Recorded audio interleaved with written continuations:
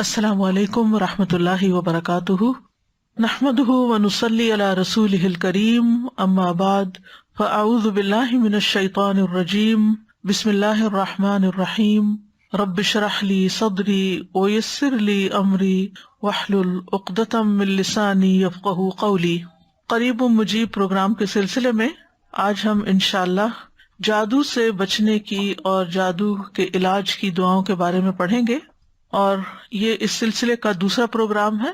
پہلے تو کہہ دیجئے کہ بے شک میں قریب ہوں، میں پکارنے والے کی پکار کا جواب دیتا ہوں جب وہ مجھے پکارے۔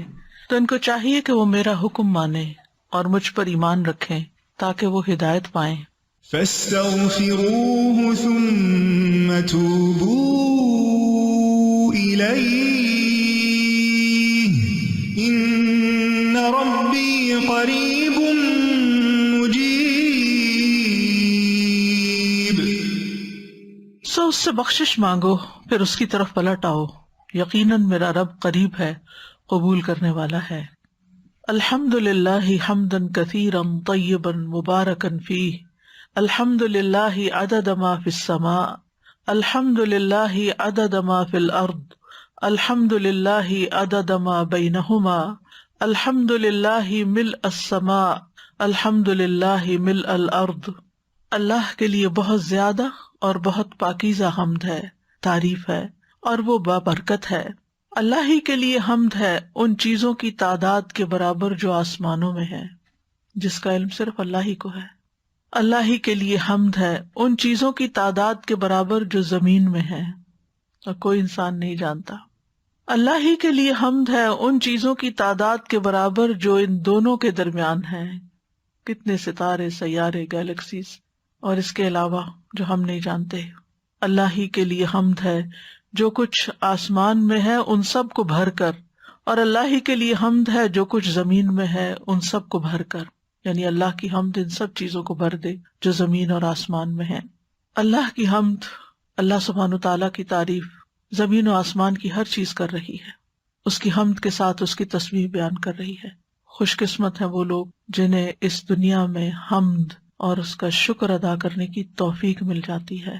امام ابن القیم کہتے ہیں اگر بندے کو دنیا اور جو کچھ دنیا میں ہے وہ سب کچھ دے دیا جائے، یعنی ایک شخص ایسا ہو کہ جو پوری دنیا کا مالک بن جائے، پھر وہ اس پر الحمدللہ کہے، تو اللہ اس کے دل میں حمد کا جو الہام ڈالتا ہے کہ وہ اس کو توفیق دیتا ہے اس ساری نعمت کو پانے کا، وہ اس کو اس دنیا کی نعمت کے ملنے سے بھی زیادہ بڑی چیز ہے۔ یہ زیادہ بڑی نعمت ہے، یعنی ایک طرف پوری دنیا ہے کسی کو مل جائے، اور دوسری طرف یہ توفیق مل جائے کہ اس دنیا کے ملنے پر الحمدللہ کہہ دے کوئی۔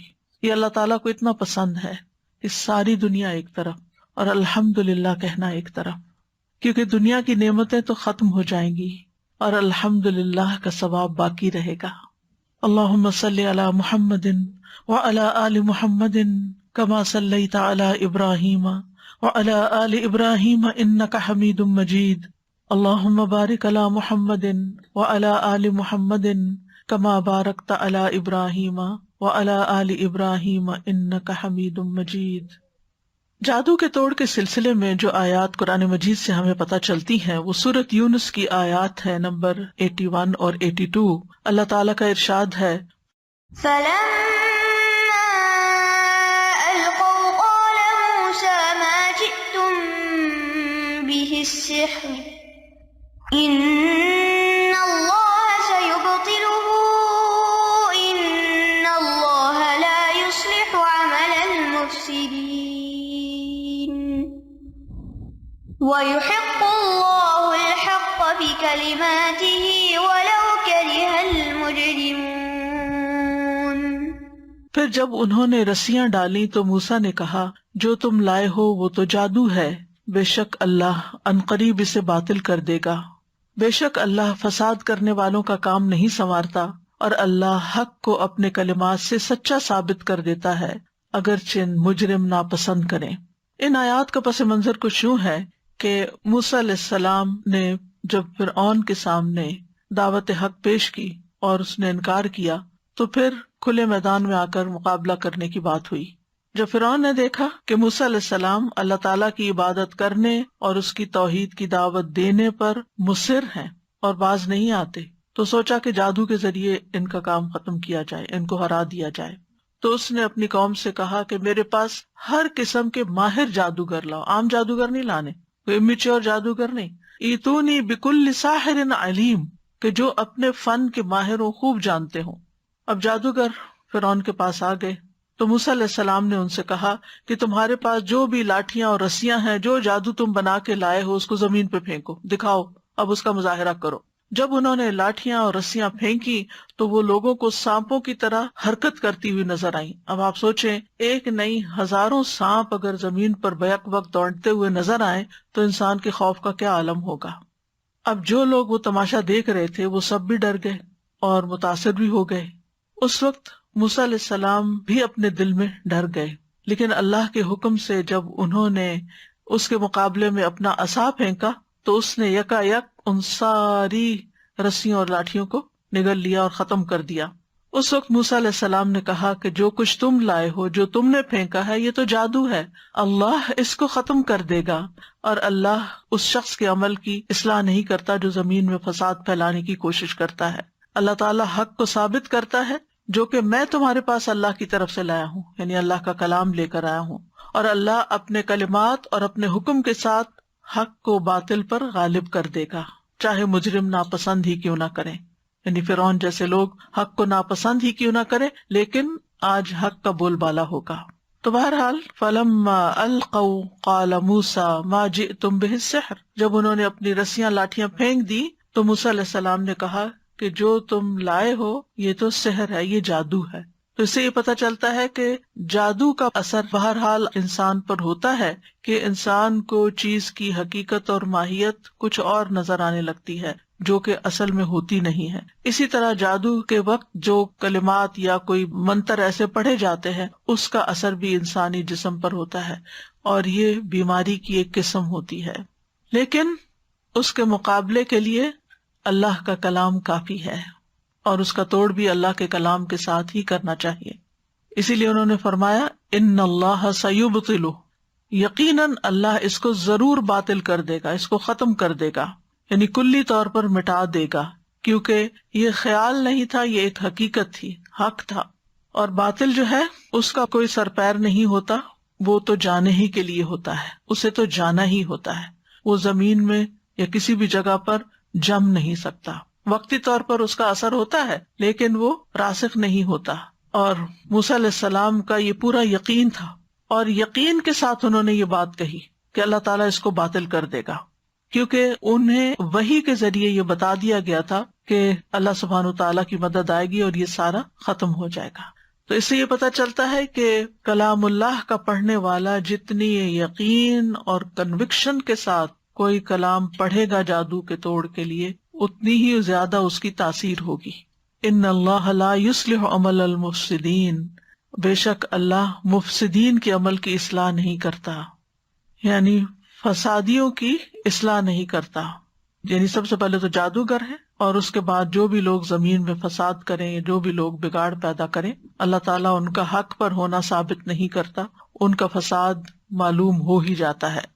وَيُحِقُّ اللَّهُ الْحَقَّ بِكَلِمَاتِهِ، اور اللہ اپنے کلمات، اپنے کلام کے ذریعے حق کو سچا ثابت کر دیتا ہے۔ وَلَوْ كَرِهَ الْمُجْرِمُونَ، خواہ مجرم اس کو ناپسند کریں۔ ابن ابی سلیم کہتے ہیں، یعنی انہیں یہ روایت پہنچی کہ اللہ تعالیٰ کے اذن کے ساتھ ان آیات میں شفا ہے، یعنی اگر کسی کو یہ شک ہو کہ اس پر جادو ہوا ہے تو ان آیات کو پڑھنا چاہیے، ان میں شفا ہے۔ آپ ایک برتن میں پانی لیں، اس پر سورۃ یونس کی یہ آیت پڑھیں، پھر اس پانی کو جادو زدہ شخص کے سر پر بہا دیں، یعنی اس کو اس سے نہلا دیں، تو اس سے اس کا توڑ ہو جائے گا۔ تو یہ جو آیات ابھی پڑھی گئی سورۃ یونس کی، ان سے یہ پتہ چلتا ہے کہ جادو کا سیکھنا اور سکھانا جو ہے ایک باطل کام ہے، حرام کام ہے۔ پھر یہ کہ جادوگر جو ہے وہ زمین میں فساد برپا کرتا ہے، گھروں کو بگاڑتا ہے، انسانوں کو تکلیف دیتا ہے۔ پھر یہ کہ حق کو ثابت کرنے کے لیے دشمن کا مقابلہ کرنا جائز ہے۔ پھر یہ بات بھی پتہ چلتی ہے کہ فساد کا انجام تباہی اور بربادی ہی ہوتا ہے، اور جب بھی حق باطل کے مقابلے میں کھڑا ہوتا ہے تو حق فتح یاب ہوتا ہے۔ اور باطل بالآخر مٹ جاتا ہے۔ اسی مضمون سے ملتی جلتی ایک اور آیت ہے جو سورۃ طٰہٰ میں آتی ہے، وَأَلْقِ مَا فِي يَمِينِكَ تَلْقَفْ مَا صَنَعُوا إِنَّمَا صَنَعُوا كَيْدُ سَاحِرٍ وَلَا يُفْلِحُ السَّاحِرُ حَيْثُ أَتَىٰ، اور اسے ڈال دو جو تمہارے دائیں ہاتھ میں ہے، وہ نگل جائے گا جو کچھ انہوں نے بنایا ہے، بے شک جو کچھ انہوں نے بنایا ہے وہ ایک جادوگر کی چال ہے، اور جادوگر فلاح نہیں پا سکتا جہاں کہیں سے وہ آئے، جہاں سے بھی آئے وہ کامیاب نہیں ہو سکتا۔ یہ یقین ہونا چاہیے دل میں۔ یہ موسیٰ علیہ السلام سے اللہ تعالیٰ فرما رہے ہیں القی، پھینک دو، ڈال دو، کیا ما فی یمینک، جو تمہارے دائیں ہاتھ میں، کیا عصا، جو اللہ تعالیٰ نے موسیٰ علیہ السلام کو ایک معجزے کے طور پر عطا کیا تھا، تلقف، نگل جائے گا، ہڑپ کر لے گا، یعنی تیز رفتاری کے ساتھ وہ اس کو نگلتا چلا جائے گا، مہارت کے ساتھ اس کو پکڑ لے گا، ما صنعوا، جو انہوں نے جادو بنا رکھا ہے، انما صنعوا کید ساحر، یہ تو ساحر کا کرتب ہے، ساحر کی چال ہے جو کچھ انہوں نے دکھایا ہے۔ اس کا تعلق حقیقت سے نہیں، اس کا تعلق فریب نظر سے ہے، یعنی جادوگر جو کرتا ہے وہ نظر کو دھوکہ دیتا ہے، چیز کی ماہیت نہیں بدلتی، وہ رسی اصل میں سانپ نہیں بنی تھی، یہ صرف ایسا کلام پڑھا تھا انہوں نے کہ جس سے دیکھنے والوں کی نگاہ کو دھوکہ ہو گیا تھا، وہ رسیوں کو سانپ سمجھ رہے تھے۔ انما صنعوا کید ساحر ولا یفلح الساحر حیث اتی، اور یہ عمومی بات کی گئی کہ ساحر کہیں سے بھی آئے کامیاب نہیں ہو سکتا، اس کے مقابلے میں اللہ کا کلام جو ہے وہ حق ہے، جو اس ساحر کی چال کو ختم کرنے کے لیے کافی ہے۔ لیکن بات یہ ہے کہ قرآن مجید تو سارے کا سارا ہی شفا ہے، وَنُنَزِّلُ مِنَ الْقُرْآنِ مَا هُوَ شِفَاءٌ وَرَحْمَةٌ، ہم قرآن میں وہ چیز اتارتے ہیں جو شفا اور رحمت ہے۔ لیکن ہر انسان کا مزاج الگ ہوتا ہے، کسی پہ کوئی آیت اثر کرتی ہے، کسی کو کوئی آیت فائدہ دیتی۔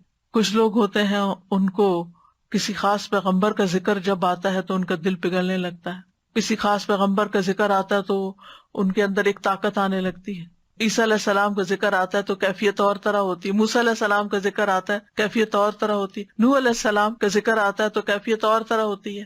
آپ سب کے دلوں میں ایک امیج ہے نا ان سارے پیغمبروں کی کہانیاں سننے کے بعد، اور آپ نے ان کا ایک حلیہ اور ایک نقشہ بھی اپنے دماغ میں رکھا ہوا ہے، تو جب ان کا ذکر آتا ہے تو انسان کا دل اور انسان کی روح جو ہے ایک مختلف طرح ریاکٹ کرتی ہے، اس لیے کسی پر کسی طرح کا دم اثر کر جاتا ہے، کسی پر کسی طرح کا دم اثر کر جاتا ہے، یعنی اس میں بہت ورائٹی ہے، ضروری نہیں ہوتا کہ ایک ہی دم سب کو فائدہ دے۔ تو یہ رقیہ کرنے والے پر ہوتا ہے کہ وہ مریض کی حالت دیکھ کر، اس کی کیفیت کو دیکھ کر آیات کا چناؤ کرتا ہے، اور وہ ایک کے بعد ایک چیز پڑھتا جاتا ہے جو اللہ تعالیٰ اس کے دل میں ڈالتا ہے، اور پھر اس کو شفا ہو جاتی ہے۔ عام طور پر جب ہم سنتے ہیں کسی کے بارے میں کہ اس پہ جادو کا اثر ہو گیا تو ہم کہتے ہیں سورۃ البقرہ پڑھو۔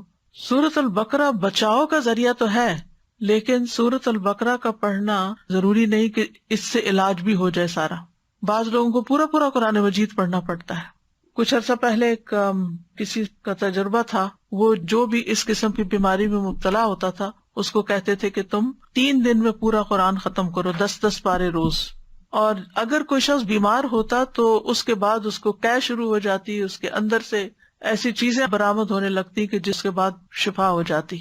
تو بعض لوگوں کو پورا قرآن پڑھنے کی ضرورت ہوتی ہے اور بار بار قرآن سننے کی ضرورت ہوتی ہے، اور آپ نے دیکھا ہوگا کہ بہت سے لوگ سورۃ الرحمن سے شفا پا جاتے ہیں۔ اس کا ایکسپیرینس تو بہت لوگوں نے کیا ہے، کیونکہ اس میں رحمان کی رحمت کا ذکر ہے، رحمان کی نعمتوں اور عنایتوں کا ذکر ہے کہ رحمان نے کیا کچھ بنایا ہمارے لیے، اور ہم ان نعمتوں کو جھٹلا نہیں سکتے۔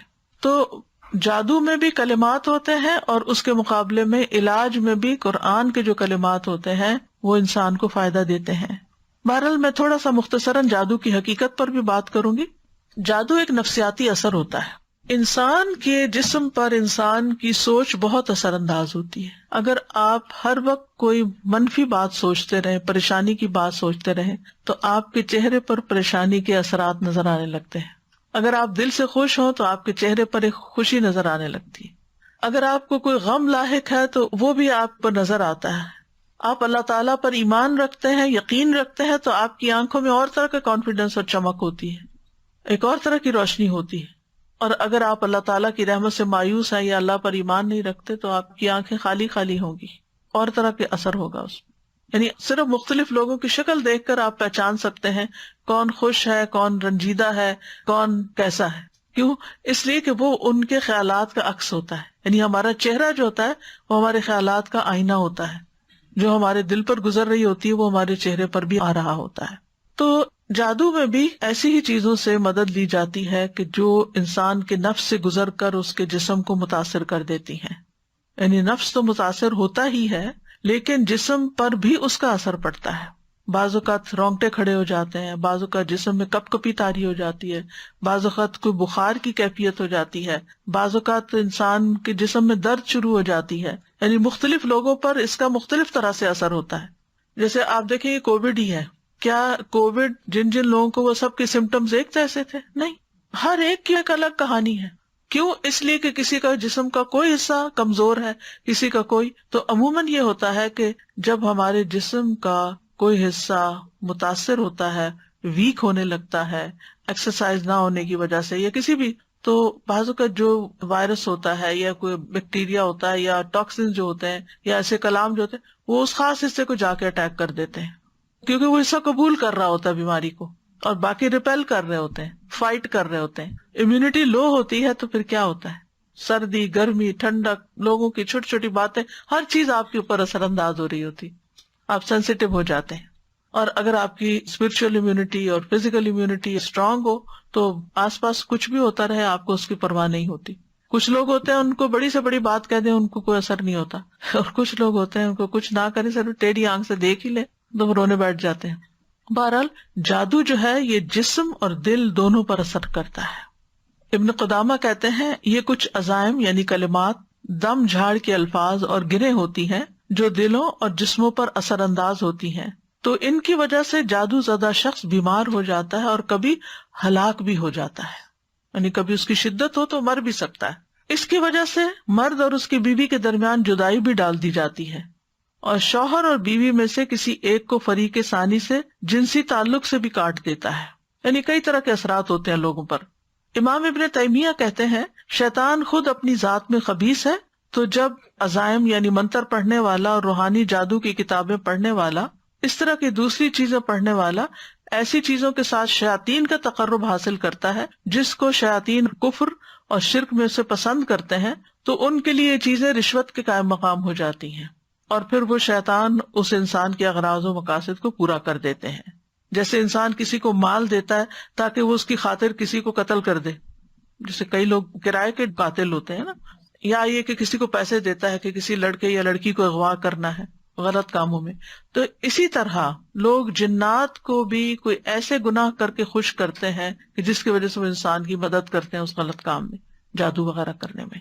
مثلا ناپاک چیزوں کے ساتھ قرآن لکھتے ہیں، کبھی کلام اللہ کے حروف کو الٹا لکھتے ہیں، اور کبھی خون یا نجاست کے ساتھ یا اس طرح کی چیزوں کے ساتھ عمل کر رہے ہوتے ہیں، یا اللہ سبحانہ تعالیٰ کے بارے میں یا دین کے بارے میں یا قرآن کے بارے میں غلط باتیں بولتے ہیں تاکہ شیطان خوش ہو جائے.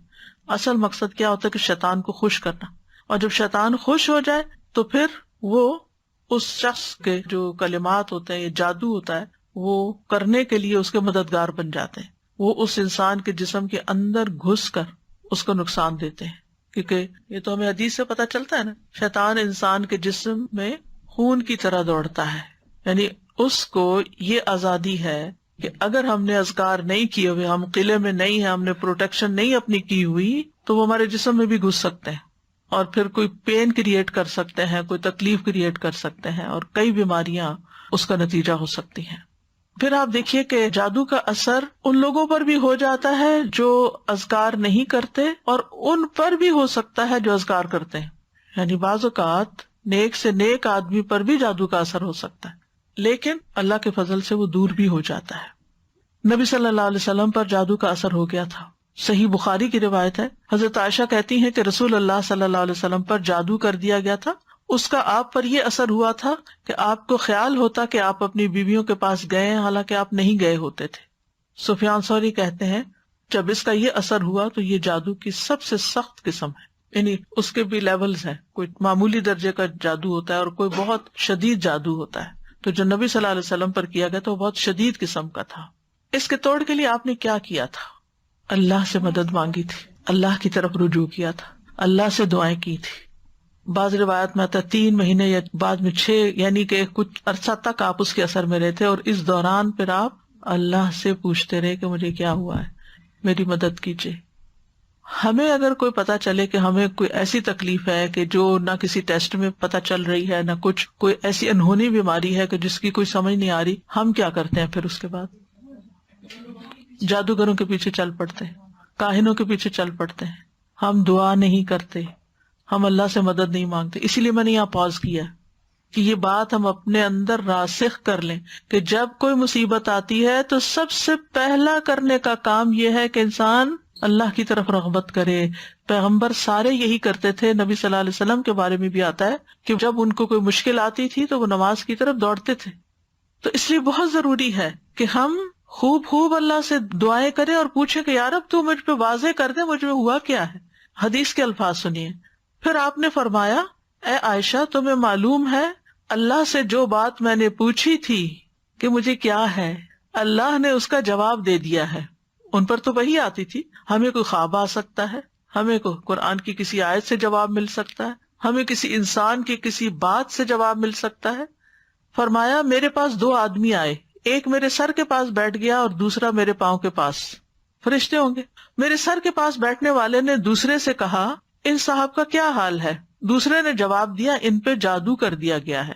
اس نے پوچھا کہ کس نے ان پہ جادو کیا ہے؟ جواب دیا لبید بن عاصم نے، جو یہودیوں کے حلیف بنی زریق میں سے ایک منافق شخص ہے. اس نے پوچھا ان پر کس چیز میں جادو کیا گیا ہے؟ جواب دیا کہ کنگھی اور اس سے جھڑنے والے بالوں میں. اس نے پھر پوچھا جادو کہاں ہے؟ اس نے جواب دیا نر کھجور کے خوشے میں جو زربان کے کنویں کے اندر رکھے ہوئے پتھر کے نیچے دفن ہے. اب وہاں کو انسان تو لے کے نہیں پہنچا ہوگا، جنات کے ذریعے رکھوایا گیا ہوگا. پھر نبی صلی اللہ علیہ وسلم اس کنویں پر تشریف لے گئے اور جادو اندر سے نکالا. پھر آپ نے فرمایا یہی وہ کنواں ہے جو مجھے خواب میں دکھایا گیا تھا، اور اس کا پانی مہندی کے نچوڑ جیسا سرخ تھا، یعنی زنگالا تھا نا، زنگ لگ چکا تھا، پرانا کنواں تھا، کوئی ادھر جاتا ہی نہیں تھا. تو انہوں نے ایسی جگہ ڈھونڈی کہ کسی کو خیال بھی نہ آئے. اور اس کے کھجور کے درخت شیطانوں کے سروں جیسے تھے، نہیں جو اس کے آس پاس اگے ہوئے تھے. پھر وہ جادو کنویں میں سے نکالا گیا. حضرت عائشہ کہتی ہیں میں نے کہا آپ نے اس جادو کا توڑ کیوں نہیں کرایا؟ آپ نے فرمایا اللہ نے مجھے شفا دی، اب میں لوگوں میں سے کسی پر شر کو نہیں پھیلانا چاہتا. اور شفا پھر معوذتین کے ذریعے آپ کو نصیب ہوئی. تو آپ دیکھیے کہ اللہ کے رسول صلی اللہ علیہ وسلم پر ایک تکلیف آئی عملی طور پر، کیونکہ اس معاملے میں 2 ایکسٹریمز ہیں جادو کے ماننے نہ ماننے کے معاملے میں. کچھ لوگ ہر چھوٹی بڑی چیز کو جادو قرار دیتے ہیں، اور کچھ لوگ سرے سے نہیں مانتے. میں جانتی ہوں کچھ ایسے لوگوں کو، وہ کہتے ہیں ہم جادو پہ بلیو نہیں کرتے، جادو کوئی چیز نہیں ہے. اور اگر کوئی جادو کی وجہ سے کسی تکلیف میں مبتلا ہے تو کہتے ہیں یہ ایسے ہی بہانے کرتے ہیں کہ ان کو یہ تکلیف ہے وہ تکلیف، کچھ نہیں ہے ان کو، یہ نہیں ہو سکتا. نہیں، پاسبلٹی ہے تو علاج کرانے میں کوئی حرج نہیں. اور اللہ کے کلام سے اگر آپ علاج کراتے ہیں تو اللہ کا کلام ہے، آپ کو کیا نقصان دیتا ہے؟ اگر فائدہ نہ بھی ہوا اول تو ہوگا، اور وہ جتنا آپ کو یقین ہے نا اس کے مطابق ہی فائدہ ہوگا، کیونکہ یہ بھی ایک نفسیاتی اثر ہوتا ہے، یہ ایک نفسیاتی علاج ہوتا ہے. اسی طرح حضرت عائشہ رضی اللہ تعالیٰ عنہا بیمار ہو گئی، اور ان کی بیماری کا دورانیہ بہت لمبا ہو گیا، یعنی بیماری ختم ہی نہیں ہو رہی تھی. اسی دوران مدینہ میں ایک طبیب آیا. حضرت عائشہ کے بھتیجے اس کے پاس گئے اور اس سے حضرت عائشہ کی بیماری کے متعلق پوچھا کہ یہ سمٹمز ہیں، انہیں کیا ہے. اس نے کہا تم جس عورت کی یہ کیفیت بتا رہے ہو اس پر تو جادو کیا گیا ہے، اس پر اس کی باندھی نے جادو کرایا. اب آپ سوچ رہے ہوں گے کہ اس کو غیب کا علم کیسے ہو گیا؟ غیب کا علم نہیں ہوتا، وہ سمٹمز ہوتی ہیں ان سے چیز پتہ چلتی ہے. اس باندھی نے اقرار کر لیا کہ ہاں میں نے آپ پر سحر کروایا ہے. کیونکہ یہ لوگ ماہر ہوتے ہیں نا، انہوں نے اتنے کیسز دیکھے ہوتے ہیں، اس سے وہ اتنا کچھ لرن کر چکے ہوتے ہیں، وہ اپنے تجربے کی بنا پہ بولتے ہیں، غیب کے علم کی بنا پر نہیں. کیونکہ بعض لوگ قرآن سے بھی علاج کرتے ہیں تو وہ تھوڑا سا آپ کو اشارہ دے دیتے ہیں کہ یہ نظر لگ رہی ہے، یہ جادو کی قسم ہے، یا وٹ ایور جو بھی ان کا تجربہ ہوتا ہے. تو آپ کہتے ہیں ان کو کیسے پتہ چل گیا کہ یہ کوئی غیب کا علم رکھتے ہیں؟ بالکل نہیں غیب کا علم رکھتے، لیکن بعض اوقات تجربے سے یہ باتیں پتہ چلتی. جیسے عام حکیم بھی ہوتے ہیں، پہلے زمانے میں لیبارٹریز کہاں ہوتی تھی؟ کوئی بلڈ ٹیسٹ ہوتے تھے لوگوں کے؟ کچھ بھی نہیں. وہ کہاں سے پتا چلتا تھا؟ وہ کہتے تھے اس میں خون کی کمی ہے، ریڈ سیلز کم ہے، اس کو صفرا ہے، اس کو فلاں ہے، اس کو فلاں ہے، اس کو اعصابی کمزوری. وہ آنکھوں کا رنگ دیکھ کر، چہرے کی حالت دیکھ کر، نبض دیکھ کر سمٹمز پوچھ کر. ہومیوپیتھک میں تو آپ دیکھیں سارا علاج ہی اونلی سمٹمز بیسڈ ہے کہ آپ کو کیا اچھا لگتا ہے کیا اچھا نہیں لگتا, بھوک لگتی ہے کہ نہیں لگتی, پیاس لگتی ہے یا نہیں لگتی, وہ تو اتنی چھوٹی باتیں پوچھتے ہیں, تو اس کی بنا پر پھر وہ دوائی سجیسٹ کر دیتے ہیں. تو وہ دوا جو ہوتی ہے وہ ٹیسٹڈ ہوتی ہے, جیسے کسی کو کھلائے گی تو اس کے اندر کیا چیزیں پیدا ہوئی تو پھر اسی سے اس کا توڑ بھی کرتے ہیں. تو بہرحال اس باندی نے اقرار کر لیا اور کہا میں نے آپ پہ سحر کیا, میں چاہتی تھی کہ آپ فوت ہو جائیں تو میں آزاد ہو جاؤں, کیونکہ حضرت عائشہ نے اس سے کہہ رکھا تھا کہ میرے مرنے کے بعد تم آزاد ہو جاؤ گی. ان قریب کے کسی شخص نے کیا, جو عرب خدمت میں ہے. یعنی جادو کی یہ قسم کوئی دور والا آ کے نہیں کر سکتا. انہوں نے پوچھا ہوگا کون رہتا ہے ساتھ, نبی صلی اللہ علیہ وسلم تو فوت ہو چکے, ان کے ساتھ کون رہتا ہے, ان کے گھر میں کون رہتا ہے. تو یعنی کہ وہ جادو کی جو سمٹمز, جو بیماری کی سمٹمز ہوتی ہیں نا, اس سے وہ اندازہ لگا لیتے ہیں کہ کس درجے کا جادو ہے, سخت ہے یا ہلکا ہے, یا کوئی قریب والا کر سکتا ہے یا دور والا کر سکتا ہے. تو وہ بتایا گیا ہوگا کہ گھر میں فلاں ہے, تو کہا کہ اسی کا کام ہے, اور پھر اس سے پوچھا گیا تو بات بھی سچ نکلی. حضرت عائشہ نے حقیقت سامنے جب آئی تو فرمایا اس باندی کو عرب میں سب سے طاقتور لوگوں کے ہاتھ بیچ دو اور اس کی قیمت اس جیسی ایک باندی پر خرچ کر دو, یعنی کسی کو دے دو. بہرحال جادو کرنا جو ہے ہمارے دین میں حرام ہے اور اس کو کفر بھی کہا گیا ہے. اہل کتاب جو تھے وہ اللہ کی کتاب چھوڑ کر جادو کے پیچھے پڑ گئے تھے, وہ جادو اور شیطان پر ایمان رکھتے تھے. بہرحال جادو کرنا جو ہے اس کے بارے میں حدیث میں آتا ہے کہ 7 گناہ جو ہیں وہ ہلاک کرنے والے ہیں, اور ان میں سے ایک جادو سیکھنا. نبی صلی اللہ علیہ وسلم نے فرمایا تباہ کرنے والی چیزوں سے بچو, اللہ کے ساتھ شرک کرنے اور جادو کرنے کرانے سے. رسول اللہ صلی اللہ علیہ وسلم نے یہ بھی فرمایا کہ جادو کرنے اور کروانے والا ہم میں سے نہیں, یعنی اس کا اسلام سے کوئی تعلق نہیں, یعنی مسلمان یہ کام نہیں کر سکتا. پھر اسی طرح علم نجوم کو بھی جادو کی ایک قسم قرار دیا گیا. رسول اللہ صلی اللہ علیہ وسلم نے فرمایا جس شخص نے علم نجوم میں سے کچھ حاصل کیا اس نے جادو کا ایک حصہ سیکھ لیا, جتنا زیادہ سیکھے گا اتنا ہی زیادہ جادو میں مبتلا ہوگا. تو اس سے یہ پتا چلتا ہے کہ اس میں ستاروں سے بھی کچھ مدد لی جاتی ہے, کچھ حساب کتاب رکھا جاتا ہے.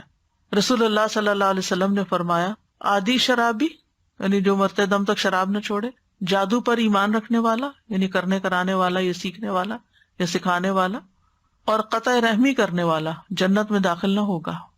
ہاں اگر لا الہ الا اللہ پڑھتا تو ہو سکتا ہے کہ پھر سزا بھگت کے جائے, اللہ رحم کر دے.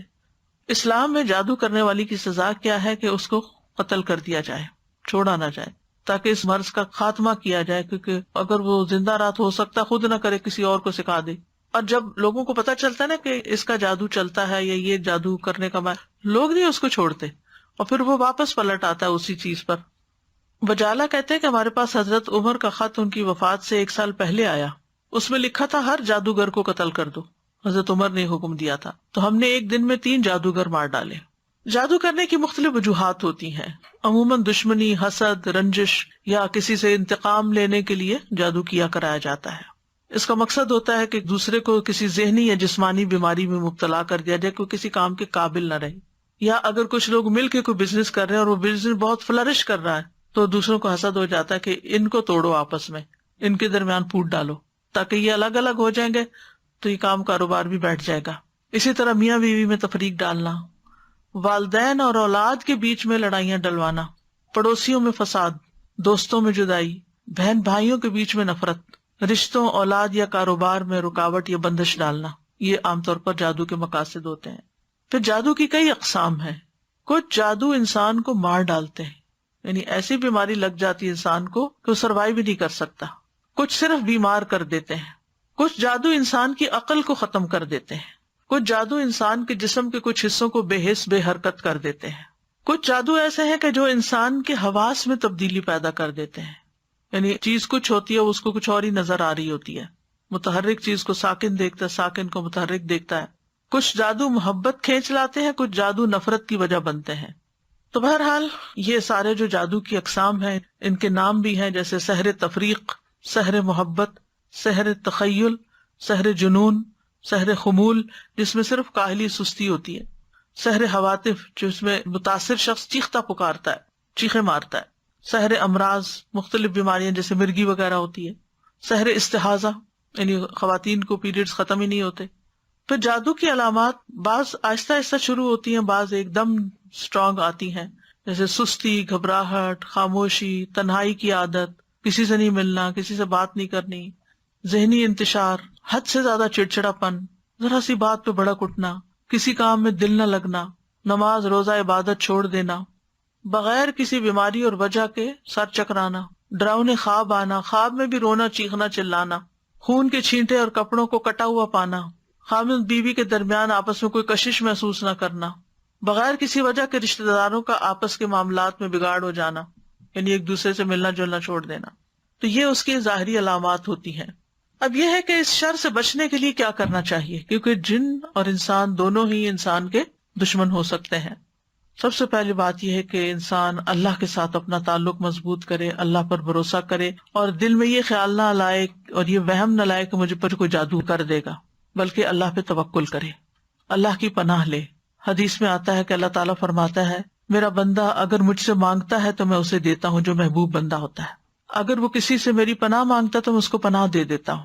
پھر اللہ تعالیٰ کے احکامات کی حفاظت، حدیث میں آتا ہے احفظ اللہ یحفظک، تم اللہ کے احکام کی حفاظت کرو، اللہ تمہاری حفاظت کرے گا۔ نمازوں کی حفاظت، یعنی جو نمازوں کی حفاظت کرتا ہے وہ اللہ کے ذمے میں ہوتا ہے، اللہ کی حفاظت میں ہوتا ہے، خصوصاً نماز فجر کی حفاظت۔ اسی طرح اشراق کا پڑھنا، رسول اللہ صلی اللہ علیہ وسلم نے فرمایا، اللہ عز و جل فرماتا ہے اے ابن آدم تو دن کے پہلے حصے میں میرے لیے 4 رکعتیں پڑھ لیا کر، میں اس دن کے آخری حصے تک تیری کفایت کروں گا۔ پھر طہارت کا خیال رکھنا، یاد رکھیے یہ جنات اور یہ شر اور شیاطین اور یہ جادو کے اثرات ان لوگوں پر زیادہ ہوتے ہیں جو پاک صاف نہیں رہتے، اپنے ڈرٹی بالوں کو صاف نہیں کرتے، اپنے استنجا کا صحیح اہتمام نہیں کرتے، یا نہاتے نہیں ہیں، یا صاف کپڑے نہیں پہنتے، یا اندھیرے میں رہنا پسند کرتے ہیں، یا سیاہ رنگ ان کو بہت پسند ہوتا ہے کیونکہ سیاہ رنگ کے اوپر شیاطین زیادہ آسانی سے کام کر لیتے ہیں۔ پہلے بھی حدیث میں نے آپ کو سنائی تھی کہ جب انسان سو کر اٹھے تو اپنے ناک کو خوب جھاڑے، کیونکہ شیطان جو ہے ناک کے باندھنے پر رات گزارتے ہیں۔ پھر صبح شام کے اذکار کی پابندی کریں، سونے جاگنے کے اذکار کی پابندی، وہ بھی حفاظت کے لیے بہت ضروری ہے۔ بیت الخلاء میں جاتے ہوئے دعا پڑھیں، ہر کام سے پہلے بسم اللہ پڑھیں، کیونکہ جس کام میں بسم اللہ ہو جاتی ہے تو شیطان وہاں سے نکلتا جاتا ہے، وہ اس میں داخل نہیں ہو سکتا، شامل نہیں ہو سکتا۔ جیسے انسان اپنے گھر میں داخل ہوتا ہے تو بسم اللہ پڑھ کے دروازہ کھولے، کھانا کھانے لگتا ہے تو بسم اللہ پڑھ کر کھائے، اور اسی طرح لائٹ آف کر رہا ہے، لائٹ آن کر رہا ہے، کوئی چیز اٹھا رہا ہے، رکھ رہا ہے تو بسم اللہ کو تکیہ کلام بنا لینا چاہیے ایک طرح سے، لباس اتارتے وقت۔ اور پھر اسی طرح دائیں ہاتھ سے کھانا اور پینا چاہیے، کیونکہ شیطان بائیں ہاتھ سے کھاتا ہے، تو اگر بائیں ہاتھ سے آپ کھاتے ہیں تو شیطان بیچ میں شریک ہو جاتا ہے اور اس کو اپنا عمل کرنے کا موقع مل جاتا ہے۔ پھر مغرب کے وقت بچوں کو خاص طور پہ گھر سے باہر نہیں نکالنا چاہیے، کیونکہ مغرب کے قریب شیطان جنات جو ہیں وہ زمین پر پھیل جاتے ہیں اور اچکتے پھرتے ہیں۔ اب اس کا علاج کیسے کرنا چاہیے؟ سب سے پہلے یہ ہے کہ انسان قرآن سے علاج کرے، قرآن شفا ہے، نافع علاج ہے۔ قل هو للذین آمنوا ھدی وشفاء، کہہ دیجئے یہ ان لوگوں کے لیے جو ایمان لائے ہدایت اور شفا ہے۔ وَنُنَزِّلُ مِنَ الْقُرْآنِ مَا هُوَ شِفَاءٌ وَرَحْمَةٌ لِّلْمُؤْمِنِينَ وَلَا يَزِيدُ الظَّالِمِينَ إِلَّا خَسَارًا، ہم قرآن میں جو کچھ نازل کرتے ہیں وہ مومنوں کے لیے تو شفا اور رحمت ہے، مگر ظالموں کے خسارے میں ہی اضافہ ہوتا ہے۔ حضرت عائشہ سے مروی ہے کہ رسول اللہ صلی اللہ علیہ وسلم ایک مرتبہ ان کے پاس تشریف لائے تو دیکھا ایک عورت حضرت عائشہ کا علاج کر رہی ہے، بیمار جو تھی یا ان کو دم کر رہی ہے، تو آپ نے فرمایا کتاب اللہ کے ساتھ اس کا علاج کرو۔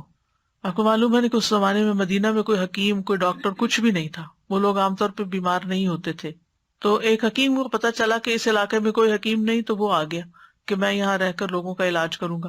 6 مہینے گزر گئے، اس کے پاس کوئی بھی نہیں آیا، کہ کوئی بیمار نہیں پڑا۔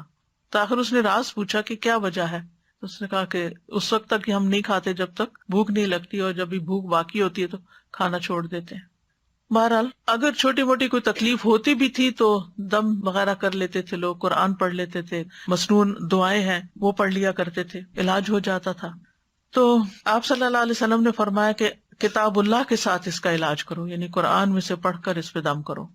اسی طرح کچھ غذائیں ایسی ہیں کہ جو علاج ہیں، جیسے کلونجی، آپ نے فرمایا کلونجی کے دانوں میں موت کے علاوہ ہر بیماری کا علاج ہے، یعنی اس تیل پر دم کر کے انسان مریض کے متاثرہ حصے جو ہیں ان پر لگا سکتا ہے، مساج کر سکتا ہے، اور کلونجی کے دانوں پہ دم کر کے وہ پھر مریض کو کھلانا بھی چاہیے۔ اسی طرح شہد، یعنی صبح و شام 1 چمچ شہد جو ہے اگر انسان کھائے نہار منہ اور پھر اس کے بعد کچھ نہ کھائے کم از کم آدھا گھنٹہ، تو اس سے بھی جسم کے اندر سے زہریلے مادے نکلتے ہیں۔ قرآن میں آتا ہے یخرج من بطونها شراب مختلف الوانہ فیہ شفاء للناس، یہ اللہ تعالیٰ کا حکم ہے کہ شہد میں شفا ہے، خالص ہونا چاہیے۔ ٹھیک ہے، آپ صلی اللہ علیہ وسلم نے فرمایا شفا 3 چیزوں میں، پچھنا لگوانے میں، شہد پینے میں، اور آگ سے داغنے میں، اور میں اپنی امت کو آگ سے داغنے سے منع کرتا ہوں۔ تو اب شہد چاہے را پی لیں یا اس کو پانی میں ملا کے پی لیں، تو اس پہ بھی آپ دم کر کے رکھ سکتے ہیں اور اس کو بھی استعمال کر سکتے ہیں۔ آپ صلی اللہ علیہ وسلم نے فرمایا شفا تو صرف 2 چیزوں میں ہے، شہد لوگوں کے لیے شفا ہے اور قرآن دلوں کی شفا ہے۔ پھر آب زمزم، جس مقصد کے لیے اس کو پیا جائے تو اس سے شفا ہوتی ہے۔ اگر آپ کے پاس تھوڑا سا بھی آب زمزم ہو، کوئی حج سے آنے والا یا عمرے سے آنے والا آپ کے لیے لائے، تو آپ اس کو ضروری نہیں کہ ایک مرتبہ سارا پی جائیں، آپ اس کو دوسرے پانی میں تھوڑا تھوڑا ملا لیں، وہ پورے پانی کا مزاج بدل جائے گا۔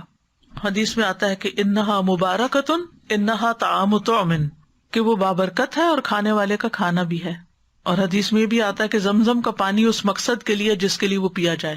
اور اگر آپ وہاں جائیں اللہ کے گھر تو زمزم سے نہائیں، نیچے وہ جگہ بنی ہوتی تھی پہلے، آپ کو مجھے نہیں معلوم، تو لوگ اپنے اوپر بھی بہاتے تھے۔ پیچھے کا صفا مروہ کی طرف سے جائے نا باہر نکل کے، تو وہاں ٹیپس لگی ہوئی ہیں جہاں ڈائریکٹ زمزم آ رہا ہوتا ہے، بوٹل بھر کے لے آئیں اور اپنے اوپر تھوڑا تھوڑا تھوڑا کر کے سارا بہا لیں۔ اس کو دم کر کے بھی نہا سکتے ہیں، اس سے بھی بیماری جاتی ہے، اور صبح شام اس کو پیا جائے۔ پھر اسی طرح دم کیا ہوا پانی جو ہے ناک میں ڈالنا اور جھاڑنا، یعنی ڈال کے اس کو جھاڑا جائے، کیونکہ یہ جگہ شیاطین کے بیٹھنے کی ہو جاتی ہیں۔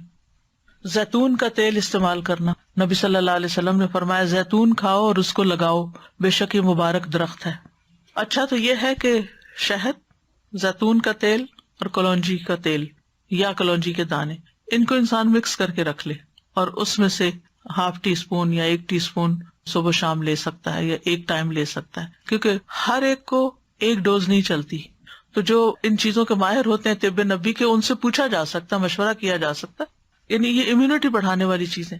آپ اس میں سے پہلے تھوڑا لیں، آپ کو پچ گیا ہے، پھر تھوڑا سا اور انکریز کر دیں، پھر تھوڑا سا اور کر دیں، پھر دیکھیں کہاں تک لمٹ ہے آپ کی، اس سے بھی انسان کے جسم کی بہت سی دردیں اور تکلیفیں جو ہیں وہ دور ہوتی ہیں۔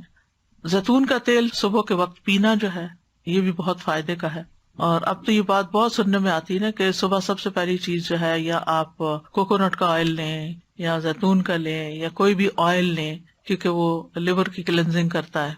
نبی صلی اللہ علیہ وسلم نے فرمایا زیتون کا تیل کھایا کرو، ڈائریکٹ بھی لے سکتے ہیں، اور اگر آپ کو مشکل ہے لینا تو آپ کسی چیز میں جیسے سیلیڈ وغیرہ میں ملا کے بھی کھا سکتے ہیں۔ فرمایا زیتون کا تیل کھایا کرو اور اس سے تیل لگایا کرو، وَالدَّهِنُ بِهِ، یعنی مساج وغیرہ کیا کرو، کیونکہ وہ بابرکت درخت ہے۔ تو جسم پر زیتون اور کلونجی کا تیل الگ الگ وقت پہ ملا جا سکتا ہے، دونوں کو مکس کر کے بھی ملا جا سکتا ہے۔ پھر اسی طرح تلبینہ کھانا، فرمایا تذهب ببعض الحزن، یہ کچھ غم بھی دور کر دیتا ہے۔ اجوا کھانا، 7 اجوا کھجوریں صبح کے وقت اگر کوئی کھائے تو اس سے بھی علاج ہوتا ہے۔ جس نے یہ کھجوریں کھا لی، نبی صلی اللہ علیہ وسلم نے فرمایا اسے زہر اور جادو کوئی نقصان نہیں دے گا، چونکہ اجوا ایک مہنگی کھجور ہے، تو اگر نہ میسر ہو تو کوئی بھی کھجور شفا کی نیت سے کھائی جا سکتی ہے۔ پھر سنا مکی، اس کو سنوت بھی کہتے ہیں، صبح شام اس کا ایک چھوٹا چمچہ کھانا، جیسے حدیث میں آتا ہے سنا مکی اور سنوت کو لازم پکڑو، کیونکہ اس میں ہر بیماری کا علاج ہے سوائے سام کے۔ پوچھا گیا سام کیا، تو آپ نے فرمایا موت۔ اچھا، سنا مکی جو ہے یہ پیٹ صاف کرتی ہے، تو پھر ظاہر اگر زہریلے مادے آنتوں میں ہے، یہ کچھ ایسی چیزیں ہیں تو اس سے انسان کو نجات ہوتی ہے۔ پھر ہجامہ، آپ نے فرمایا اگر تمہاری دواؤں میں کسی میں بھلائی ہے تو پچھنا لگوانے میں یا شہد پینے اور آگ سے داغنے میں، اگر وہ مرض کے مطابق ہو، اور میں آگ سے داغنے کو پسند نہیں کرتا۔ یاد رکھیے غیر شرعی طریقہ علاج سے ممانعت اختیار کرنی چاہیے، کہ انسان ایسے جادوگروں کے پاس جائے جو اس کو ایسی چیزیں کرنے کو کہے جو درست نہیں ہے۔ نشوبدہ بازوں سے علاج نہیں کروانا چاہیے، اور حرام میں شفا نہیں ہے۔ اگر کوئی کہے کہ شراب لے آؤ، میں اس کے اوپر کچھ منتر پڑھ دیتا ہوں اور اس سے تم مت پیو تو ٹھیک ہو جاؤ گے، تو ایسی چیزیں نہیں کرنی چاہیے۔ پھر جادو کا علاج جادو سے نہیں کرنا چاہیے، یعنی کچھ لوگ جادوگروں کے پاس چلے جاتے ہیں اور وہ ان کے جادو کا توڑ کرتے ہیں جادو کے ذریعے۔ اور پھر غیر شرعی جھاڑ پھنکار جو ہے، جس کو نشرہ کہا جاتا ہے، فرمایا یہ شیطانی عمل ہے، کیونکہ اس میں جنات کی مدد طلب کی جاتی ہے، روحوں کو پکارا جاتا ہے۔ اسی کے بارے میں آپ نے فرمایا تھا کہ میری امت کے 70,000 لوگ بلا حساب جنت میں داخل ہوں گے. یہ وہ لوگ ہیں جو نہ جھاڑ پھونک کرواتے ہیں نہ فال لیتے ہیں بلکہ اپنے رب پر بھروسہ کرتے ہیں. تو یہ غیر شرعی جو نشرہ جو ہے یا غیر شرعی دم کے بارے میں ہے. جو شرعی دم ہے سورۃ فاتحہ پڑھ کر یا ویسے قرآن پڑھ کر کسی کے اوپر جھاڑنا پھونکنا، اس سے منع نہیں ہے. اور مثلا شیطان کو بگانے کا طریقہ آپ نے کیا بتایا کہ اعوذ باللہ السمیع العلیم من الشیطان الرجیم من ہمزہ ونفخہ ونفثہ پڑھ کر تتکارا جائے، پھونک ماری جائے جس میں تھوڑی لعاب بھی ہو. تو یہ بھی تو جھاڑ ہو گئے. خود نبی صلی اللہ علیہ وسلم جب بیمار تھے تو اپنے ہاتھوں پر معوذتین پڑھ کر پھونک مار کر سارے جسم کے اوپر اپنے ہاتھ پھیرتے تھے. جب کسی مریض کے پاس جاتے تو اس کے اوپر ہاتھ پھیر کر اس کے اوپر اللہ کا ذکر پڑھتے. یہی رقیہ ہوتا ہے، یہی دم ہوتا ہے. لیکن کاہنوں اور نجومیوں کے پاس نہیں جانا چاہیے اور تعویذ وغیرہ سے بچنا چاہیے. عبداللہ رضی اللہ عنہ کہتے ہیں میں نے رسول اللہ صلی اللہ علیہ وسلم کو یہ فرماتے ہوئے سنا کہ جھاڑ پھونک، تعویذ اور گنڈے سب شرک ہیں. جو صحیح والی جھاڑ پھونک ہے وہ منع نہیں ہے، جو نشرہ ہے اس کی بات ہو رہی ہے. کہتی ہیں میں نے کہا آپ یہ کیا کہہ رہے ہیں؟ اللہ کی قسم میری آنکھ بہتی تھی، میں فلاں یہودی کے پاس جاتی، وہ اس پہ دم کرتا، وہ ٹھیک ہو جاتی. تو عبداللہ بن مسعود نے فرمایا یہ شیطانی عمل ہے، شیطان اپنے ہاتھ سے اسے دھنساتا، جب تم اس پہ دم کراتی تو وہ باز آ جاتا. تمہارے لیے تو یہی کافی ہے کہ تم وہ دعا پڑھ لیا کرو جو رسول اللہ صلی اللہ علیہ وسلم پڑھتے تھے کہ اے لوگوں کے رب اس تکلیف کو دور فرما، مجھے شفا عطا فرما، تو ہی شفا دینے والا ہے، تیرے علاوہ کسی کی شفا کچھ نہیں، ایسی شفا عطا فرما جو بیماری کا نام و نشان نہ چھوڑے. اذهب البأس رب الناس واشف انت الشافی لا شفاء الا شفاؤک اشف شفاء لا یغادر سقما. پھر اسی طرح جادو سے حفاظت کے لیے اور جادو کے علاج کے لیے سورۃ الفاتحہ جو ہے یہ بہت فائدے کی ہے.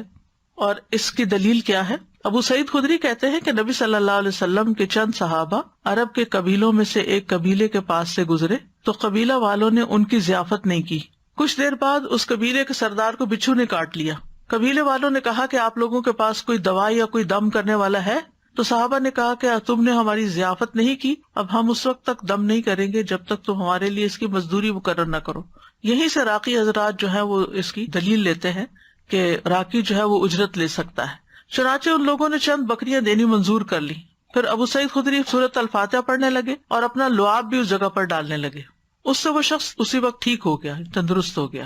چنانچہ قبیلے والے بکریاں لے کر آئے، لیکن صحابہ نے کہا جب تک ہم نبی صلی اللہ علیہ وسلم سے پوچھ نہ لیں ہم بکریاں نہیں لے سکتے. جب آپ سے پوچھا گیا تو آپ مسکرائے اور فرمایا تمہیں کیسے معلوم ہو گیا تھا کہ سورۃ فاتحہ سے دم بھی کیا جا سکتا ہے؟ ان بکریوں کو لے لو اور اس میں میرا حصہ بھی رکھو. یعنی خوش مزاجی سے آپ نے فرمایا، اور یہ اس لیے فرمایا گا کہ لوگوں کے دلوں کے اندر کراہت نہ ہو اس میں. تو اس میں آپ دیکھیے کہ بعض راکی اس سے یہ دلیل بھی لیتے کہ وہ 40 بکریاں تھی اور راکی کو 40 بکریوں کی قیمت تک کی قیمت لینے کا جواز ملتا ہے. بہرحال اللہ عالم. پھر سورۃ البقرہ جو ہے اس کا پڑھنا، نبی صلی اللہ علیہ وسلم نے فرمایا سورۃ البقرہ پڑھا کرو، اس کا پڑھنا باعث برکت ہے اور اس کا چھوڑنا باعث حسرت ہے، اور جادوگر اس کو حاصل کرنے کی طاقت نہیں رکھتے، یعنی اس پہ قابو نہیں پا سکتے. تو اس میں کیا کرنا چاہیے؟ روٹین میں روز سورۃ البقرہ کا کچھ حصہ پڑھتے رہنا چاہیے، جب پھر ختم ہو جائے پھر شروع کر لے. پھر یعنی اور کچھ نہیں تو روزانہ 2 پیجز، یعنی صفحہ، ایک صفحہ ادھر ہوتا ہے ایک صفحہ ادھر. مصحف عثمانی میں آپ دیکھیں آیت پہ ختم ہوتا ہے نا صفحہ، 2 صفحے ہر روز پڑھ لیا کریں، مثلا 4 صفحے ہر روز پڑھ لیں، 8 صفحے ہر روز پڑھ لیں تاکہ برکت رہے. لگانا اور بات ہوتا ہے اور خود پڑھنا اور بات ہوتی ہے، کیونکہ اس میں تو صرف ہمارے کان سن رہے ہوتے ہیں، لیکن جب ہم خود پڑھتے ہیں تو ہمارا دل دماغ سب کچھ پھر حاضر ہوتا ہے اس میں. لیکن سورۃ البقرہ کی کچھ آیات جادو کے توڑ کے لیے بڑی مؤثر ہیں. اس میں الف لام میم سے لے کر المفلحون تک، اس کے بعد واتبعوا ما تتلو الشیاطین علی ملک سلیمان آیت نمبر 102 سورۃ البقرہ کی، پھر آیت نمبر 163 اور 164 وَإِلَٰهُكُمْ إِلَٰهٌ وَاحِدٌ لَا إِلَٰهَ إِلَّا هُوَ الرَّحْمَٰنُ الرَّحِيمُ، پھر آیت الکرسی، پھر آمن الرسول. تو آپ دیکھیں زیادہ تر رکیہ تو یہی آ گیا. رسول اللہ صلی اللہ علیہ وسلم نے فرمایا اللہ تعالیٰ نے زمین و آسمان کی تخلیق سے 2000 سال قبل کتاب لکھی تھی، اس میں سے 2 آیتیں نازل کر کے ان سے سورۃ البقرہ کا اختتام کیا گیا. لہٰذا جس گھر میں 3 راتوں تک سورۃ بقرہ کی آخری 2 آیتیں پڑھی جائیں گی شیطان اس کے قریب نہیں آئے گا، یعنی پھر وہ جادو وغیرہ کا اثر نہیں ہوگا انشاءاللہ. دیگر قرآنی آیات بھی ہیں جیسے سورۃ آل عمران کی آیت نمبر 18 اور 19 شہد اللہ انہ لا الہ الا ہو، اس میں بھی توحید کی بات ہے. پھر سورۃ الاعراف آیت 54 سے 56 تک ان ربکم اللہ الذی خلق السماوات والارض فی 6 ایام، اور آیت 56 ہے ولا تفسدوا فی الارض بعد اصلاحها. پھر سورۃ الاعراف کی آیت نمبر 117 سے لے کر 122 تک. وَأَوْحَيْنَا إِلَىٰ مُوسَىٰ أَنْ أَلْقِ عَصَاكَ فَإِذَا هِيَ تَلْقَفُ مَا يَأْفِكُونَ، جو آج لیکچر کے شروع میں آیات آپ نے سنی 117 سے 122 تک. پھر سورۃ یونس آیت 81 سے 82. فَلَمَّا أَلْقَوْا قَالَ مُوسَىٰ مَا جِئْتُم بِهِ السِّحْرُ إِنَّ اللَّهَ سَيُبْطِلُهُ إِنَّ اللَّهَ لَا يُصْلِحُ عَمَلَ الْمُفْسِدِينَ وَيُحِقُّ اللَّهُ الْحَقَّ بِكَلِمَاتِهِ وَلَوْ كَرِهَ الْمُجْرِمُونَ. پھر سورۃ طٰہٰ کی آیت وَأَلْقِ مَا فِي يَمِينِكَ تَلْقَفْ مَا صَنَعُوا إِنَّمَا صَنَعُوا كَيْدُ سَاحِرٍ وَلَا يُفْلِحُ السَّاحِرُ حَيْثُ أَتَىٰ. پھر سورۃ المؤمنون کی آیت ہے أَفَحَسِبْتُمْ أَنَّمَا خَلَقْنَاكُمْ عَبَثًا وَأَنَّكُمْ إِلَيْنَا لَا تُرْجَعُونَ فَتَعَالَى اللَّهُ الْمَلِكُ الْحَقُّ لَا إِلَٰهَ إِلَّا هُوَ رَبُّ الْعَرْشِ الْكَرِيمِ. یہ آگے بھی ہے أَنْتَ خَيْرُ الرَّاحِمِينَ تک. المؤمنون کی آیت نمبر 115 سے لے کر 118 تک، 115 سے 118. یہ سورۃ المؤمنون. اور سورۃ طٰہٰ کی آیت نمبر ہے 69 69 اور یونس کی ہے 81 اور 82. پھر سورۃ صافات پہلی 10 آیتیں. پھر سورۃ الاحقاف 29 سے 33 تک. پھر سورۃ الرحمن 33 سے 36 تک. پھر سورۃ الحشر 21 سے 24 تک، یعنی آخری آیتیں جو ہے نا لو انزلنا ھذا القرآن علی جبل. پھر اس کے بعد سورۃ التغابن آیت 14 سے 16 تک. پھر ہے سورۃ الجن آیت نمبر 1 سے 9 تک. پھر معوذات قل هو اللہ احد، قل اعوذ برب الفلق، قل اعوذ برب الناس. پھر کچھ مسنون دعائیں بھی ہیں. شہد کے بارے میں پوچھنا چاہ رہی تھی کہ اب آج کل تو جیسے مطلب شہد کی مکھیوں کو بھی وہ اس طرح سے نہیں ہوتا کہ شہد مکھی جا کے پھول سے جا کر لے، وہ رکھ دیتے ہیں کنسنٹریٹڈ سیرپ جس سے پھر وہ شہد بناتی ہیں، تو کیا وہ بھی اس میں آئے گا؟ اگر بالکل نہ ملے اصلی شہد تو پھر وہ بھی لے سکتے ہیں، کیونکہ بہرحال شہد کی مکھی اسے پروسیس کرتی ہے، اس شوگر کو، تو اس کی کیفیت بدل جاتی ہے. آپ نے کہا تھا کہ یہ جب جادو کرتے ہیں نا تو یہ روحوں کو بھی بلاتے ہیں، رائٹ؟ جن وغیرہ جو ہوتے ہیں، ناٹ انسانوں کی مری ہوئی روح ہیں، وہ نہیں. سازا ایک سوال پوچھنا تھا کہ اگر کسی کے اوپر جیسے جادو کا اثر ہو لیکن اس کو نہیں اندازہ کہ اس کے اوپر اثر ہے، اس کو اس کے اثرات محسوس ہو رہے ہیں، کوئی بیماری میں مبتلا ہو گیا، کسی پریشانی میں، اب وہ اس پریشانی کو دور کرنے کے لیے ذکر اذکار، نماز، روزہ جو بھی اپنے طور سے کر رہا ہے، تو کیا ضروری ہے کہ وہ علاج کا سوچ کے ہی جادو کا علاج کیا جائے، یا وہ اپنے جو نارمل اپنے یعنی ذکر اذکار میں بھی اضافہ کر دیتا ہے تو اس سے بھی اس کا علاج توڑ ہو سکتا ہے؟ اس سے بھی توڑ ہو سکتا ہے، ضروری نہیں کہ وہ یہ سوچ کے کرے کہ مجھ پہ جادو ہوا ہوا تو میں جادو کا توڑ کر رہا ہوں. اگر ویسے بھی کیونکہ کبھی کبھی ذہن نہیں جاتا آپ کا کہ کوئی جادو کا اثر ہوگا، بٹ آپ کو اثرات محسوس ہو رہے ہوتے ہیں اس کے. لیکن جب آپ وہ قرآن وغیرہ پڑھتے ہیں، جو بھی ایک میں ابھی انشاءاللہ اینڈ پہ بتانا چاہ رہی تھی، ابھی بتا دیتی ہوں، جو کہ آپ نے پوچھ ہی لیا، کہ رقیہ بھی کئی قسم کا ہے. طویل رقیہ بھی ہے جو گھنٹہ بھر کا رقیہ ہے، اور مختصر بھی ہے جس میں وہ میں کارڈ لانا بھول گئی تھی، سبز رنگ کا کارڈ ہے، شفا کی آیات، اس کے آگے یہ دعائیں بھی ہیں جو ابھی میں بولنے والی ہوں، اور آیات بھی. آیات میں کیا سورۃ الفاتحہ ہے، البقرہ کا پہلا یعنی المفلحون تک ہے، پھر آیت الکرسی ہے، آمن الرسول ہے، معوذات ہے، قل هو اللہ، اور وہ یہ بھی اتنا مؤثر ہے کہ اگر آپ کو کوئی شک ہے اس طرح کا، یا کوئی دوائی وغیرہ اثر نہیں کر رہی، یا آپ تھکے تھکے محسوس کرتے ہیں، تو آپ اپنے ہی ہاتھ پر پڑھ کے سورۃ فاتحہ اس طرح کر کے اپنے پورے جسم پر پھیر کے اپنے آپ کو جھاڑیں، پھر اس کے بعد سورۃ البقرہ کا پہلا رکوع پڑھ کے پھر جھاڑیں، پھر اسی طرح یعنی ہر جو آیت ہے سورۃ البقرہ ہی کے اور پھر معوذات ہر دفعہ پڑھ کے جھاڑیں. آپ یقین کریں اگر آپ نے کیا نا تو آپ پہلے سے لازم بہتر محسوس کریں گے. ایک دفعہ آپ کا اپنا ہاتھ ہی پھر گیا نا تو اسے ایک تو جسم کی سرکولیشن بھی ہو جاتی ہے، دوسرا جب آپ اس کو جھاڑتے ہیں اس طرح کر کے تو آپ کو یوں لگتا ہے جس سے آپ سے کوئی چیز، کوئی نیگیٹو انرجی گئی ہے، اور آپ کو بہت اچھا فیل ہوتا ہے. یہ تو کبھی کبھار ایسا کر ہی لینا چاہیے، لیکن بعض اوقات یہ ہوتا ہے کہ آپ کی اتنی اسپرٹس لو ہیں کہ کچھ لوگ پڑھ ہی نہیں سکتے، یا کچھ لوگ پڑھتے ہیں بس وہ بے یقینی کے ساتھ پڑھتے ہیں، آدھا دل سے پڑھا آدھا نہیں پڑھا.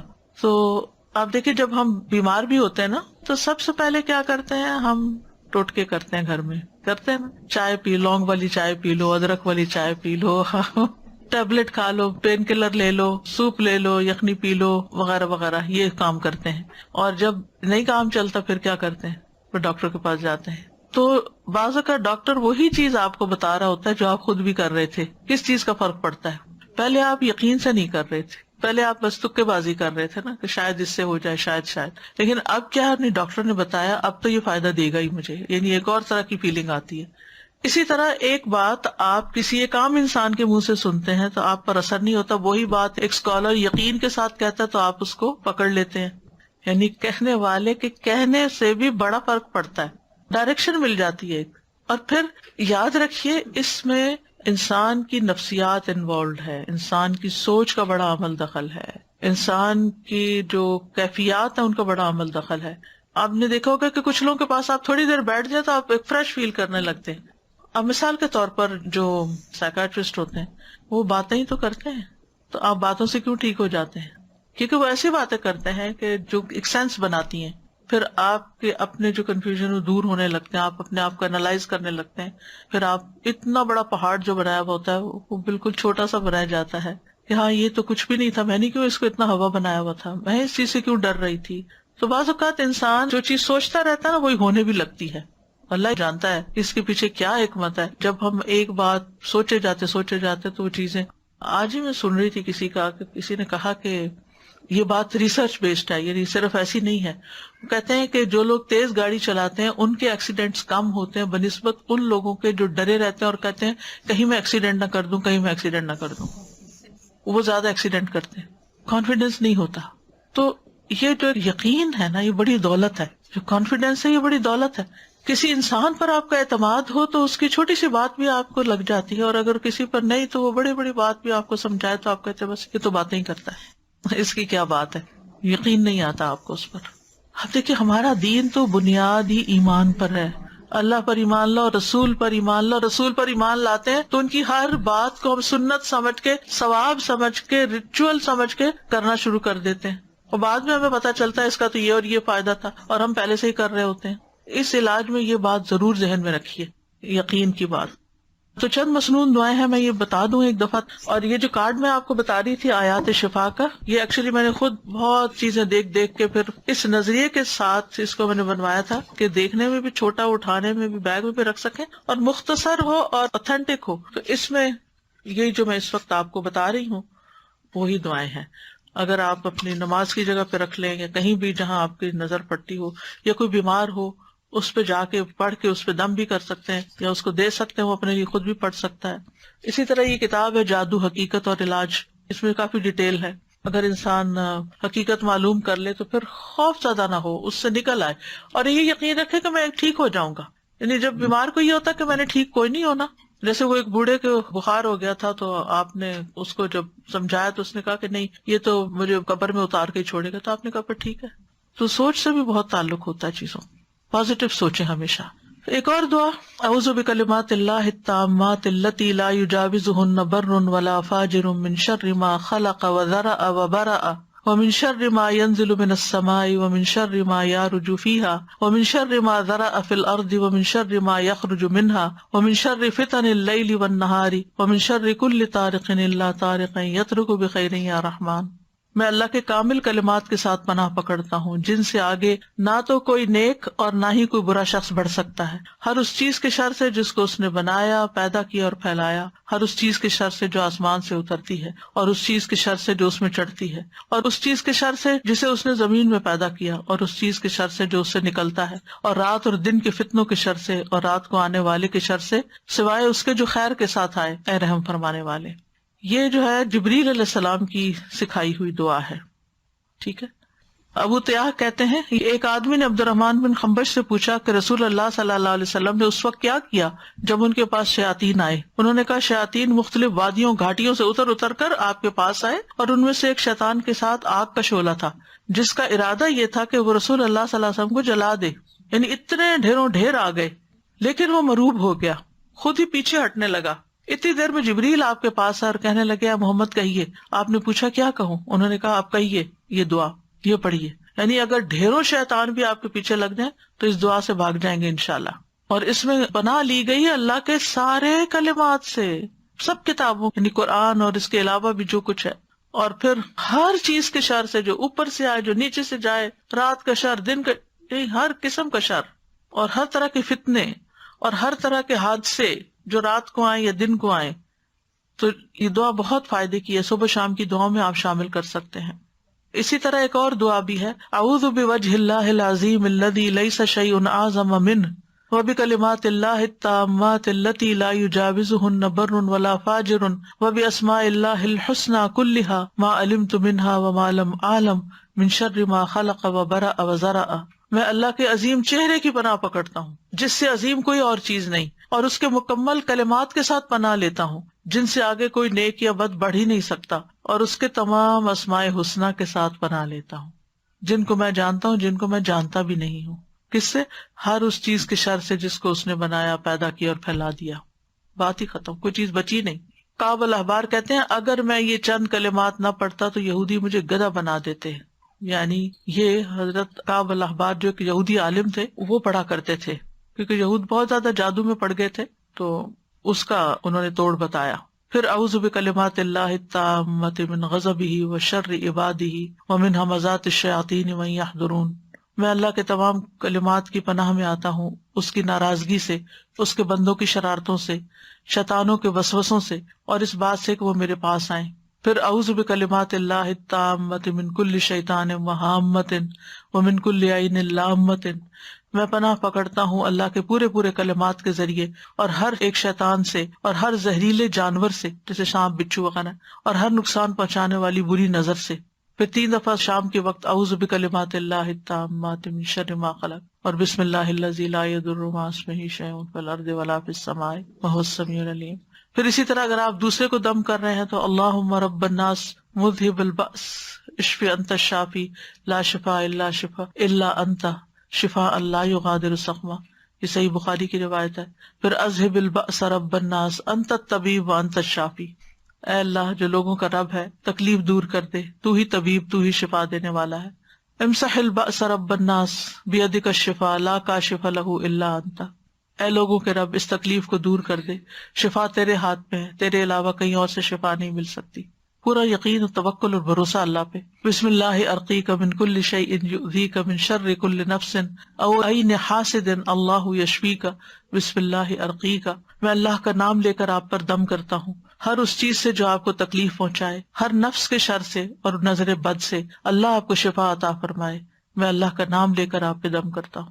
بسم اللہ یبریک ومن کل داء یشفیک ومن شر حاسد اذا حسد وشر کل ذی عین. اللہ کے نام کے ساتھ وہ آپ کو صحت دے اور ہر بیماری سے شفا دے، اور حاسد کے شر سے جب وہ حسد کرے، اور ہر بری نظر والے کے شر سے محفوظ رکھے. اور اسأل اللہ العظیم رب العرش العظیم ان یشفیک 7 دفعہ پھر پڑھے.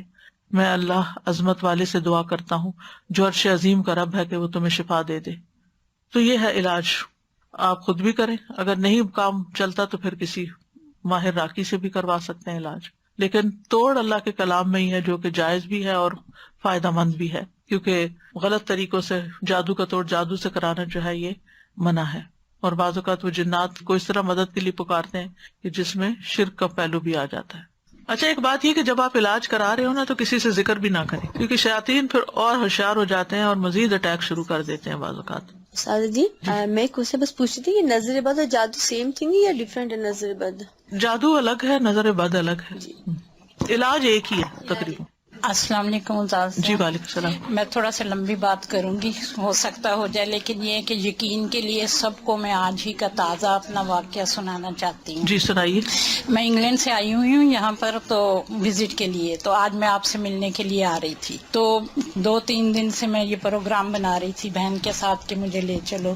تو میں ساتھ ہی اپنے اندر فیصلہ کر رہی تھی، کسی سے کوئی بات نہیں کی، کیونکہ 15 میں اسلام آباد گئی تھی آپ کے ادارے میں کورس کرنے کے لیے. تو میں وہاں 2-3 ماہ رہی ہوں، تو تقریباً 3 سپارے ہمارے ہو گئے تھے. لیکن یہ ہے کہ اچانک یہ ایک دن نا میرے ساتھ واقعہ پیش آیا کہ میں وہاں ٹوائلٹ میں گئی ہوں، تو وہاں پر نا مجھے جیسے ہی اپنے ہی یونیفارم میں ایک لڑکی نظر آئی ہے سامنے. تو اس نے مجھ سے سٹاپ کرا کے تو پوچھا ہے، تو کہتی ہے کہ آنٹی آپ سارے ایگزام دے رہی ہیں؟ تو میں نے اس کی طرف دیکھا تو اس کی آنکھوں میں نا کچھ یعنی کہ عجیب چیز نظر آئی ہے. تو میں چونکہ کلاس چھوڑ کے آئی تھی، میں جلدی میں تھی، میں نے رکی نہیں اور اس چیز پہ میں نے بادر ہی نہیں کی. تو میں واپس چلی گئی اس کو یہ کہہ کے کہ جی میں دے رہی ہوں ایگزام. لیکن نیکسٹ ڈے سے ہی میرا پیٹ ایسے خراب ہوا کہ میری وہ دوبارہ علاج ہو ہی نہیں سکا. 3 ویک میں میرا 11 کلو سے زیادہ ویٹ کم ہو گیا. جہاں بھی میں گئی جو چیز بھی اندر کچھ جا ہی نہیں رہا تھا, یہاں تک کہ ڈاکٹر نے پھر مجھے یہی کہہ دیا کہ آپ واپس چلی جائیں, یہاں کا پانی آپ کو سوٹ نہیں کیا.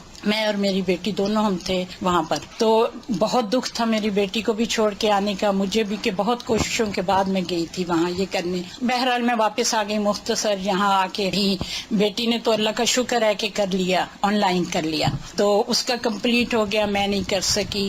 پھر اس کے بعد چھوٹی موٹی یہ بقرہ وغیرہ اور عمران سورت کی میں نے کورس کیے, لیکن وہ میرا نہیں ہو سکا.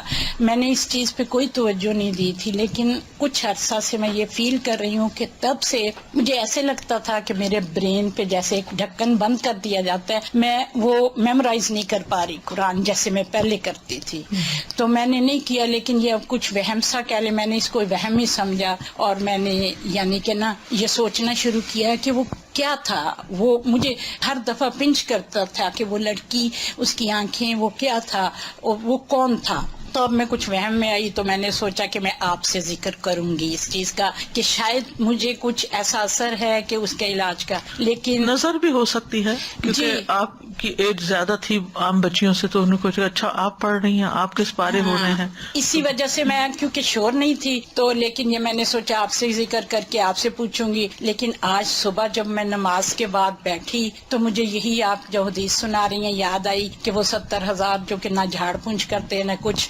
تو میں نے فیصلہ کیا کہ نہیں, میں نہیں ذکر کروں گی, میں اللہ ہی سے وہ دعائیں کروں گی. جی, سب سے پہلا کام یہی کرنا چاہیے کہ اللہ کی طرف رجوع کرنا چاہیے, اور پھر اللہ تعالیٰ ہی گائیڈ کر دیتا ہے. لیکن میں اب اللہ کا اتنا شکر کر رہی ہوں, اتنا شکر کر رہی ہوں کہ وہ کیسے دلوں کو جانتا ہے. کہ مجھے آج نہیں پتا تھا کون سی کلاس ہے, مجھے نہیں پتا تھا یہاں کیا درس ہوگا کیا نہیں ہوگا, مجھے نہیں پتا تھا کہ میرا علاج ہی اللہ تعالیٰ آج مجھے دکھا دیں گے. میں اس کی شکر گزار ہوں. ہمارا کل کا ٹاپک جو ہے وہ نظر بد سے متعلق ہے, نظر بد کا علاج جو ہے. ٹھیک ہے, آج کے لیے اتنا ہی کافی ہے. وآخر دعوانا ان الحمد للہ رب العالمین. سبحانک اللہم وبحمدک, اشہد ان لا الہ الا انت, استغفرک واتوب الیک. السلام علیکم ورحمۃ اللہ وبرکاتہ.